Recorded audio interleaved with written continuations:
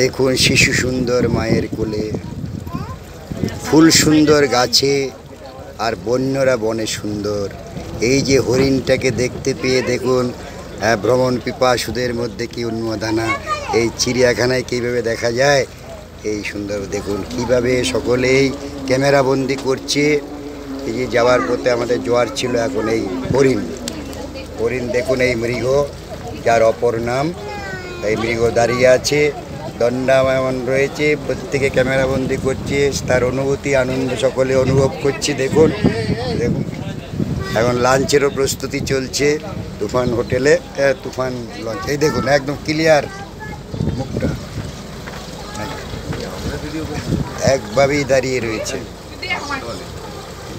সে হয়তো আমাদের দেখে এনজয় করছে। বেশ বড় আয়তনের, বেশ বড়ই বেশি।